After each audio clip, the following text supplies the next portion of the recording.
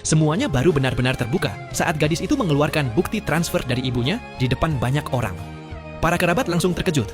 Terlihat jelas bahwa sang ibu hanya mentransfer 400 yuan, tetapi sebelumnya ia mengaku telah mengirim 4.000 yuan. Jelas sekali, itu dilakukan agar sang anak yang menanggung biaya jamuan makan. Sang ibu langsung merasa sangat malu. Ia buru-buru berdalih bahwa penglihatannya sudah mulai kabur karena usia, sehingga tidak sengaja melewatkan satu angka 0 saat mengetik jumlah uang. Ia bahkan berpura-pura, seolah itu hanya kesalahan sekali saja, lalu menuduh anaknya sengaja mempermalukannya di depan umum. Ia juga berkata, bukankah wajar seorang ibu menggunakan sedikit uang anaknya? Ia menuduh anaknya tidak tahu berterima kasih dan terlalu mementingkan diri sendiri, tidak seperti adiknya yang dianggap lebih perhatian. Tanpa rasa bersalah, sang ibu bahkan menyuruh gadis itu untuk memesan makanan seperti sebelumnya, tanpa tahu bahwa standar jamuan tersebut bisa mencapai 10.000 yuan. Gadis itu sempat ragu, ingin kembali mengalah demi menjaga keharmonisan keluarga. Namun sang adik mulai kesal.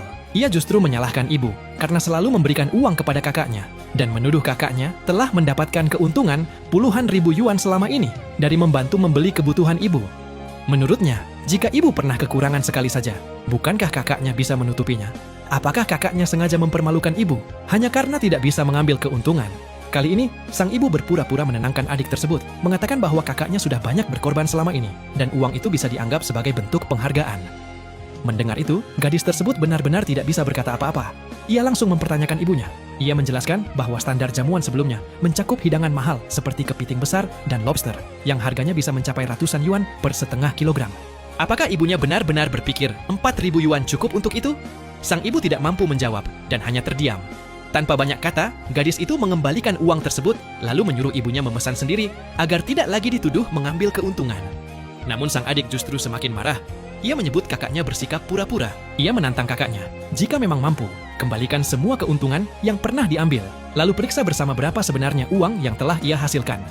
Sang ibu mulai merasa bersalah dan memohon agar adik tersebut tidak merusak suasana pertemuan keluarga. Namun, adik itu tetap bersikeras ingin menghitung semuanya hari itu juga. Ia bahkan menuduh ibunya pilih kasih karena selalu memberi kesempatan kepada kakaknya untuk membeli barang. Gadis itu tertawa getir. Ia bertanya kepada adiknya, apakah benar ia percaya bahwa dirinya mengambil keuntungan dari semua itu? Adiknya dengan yakin menjawab iya, lalu memberi contoh. Ia mengatakan bahwa suatu kali ibu mereka memberikan 10.000 yuan untuk membeli kulkas, tetapi kakaknya justru membeli kulkas bekas yang hanya seharga sekitar 200 yuan. Baginya, itu bukti bahwa kakaknya serakah dan tidak jujur. Beberapa kerabat mulai ikut berkomentar, bahkan menyalahkan sang ibu. Selama ini ia selalu mengaku memperlakukan kedua anaknya secara adil, tetapi mengapa terlihat lebih memihak anak sulung? Bahkan, ada yang sampai menyiarkan kejadian itu secara langsung demi menarik perhatian banyak orang dengan isu pilih kasih tersebut. Melihat situasi semakin tidak masuk akal,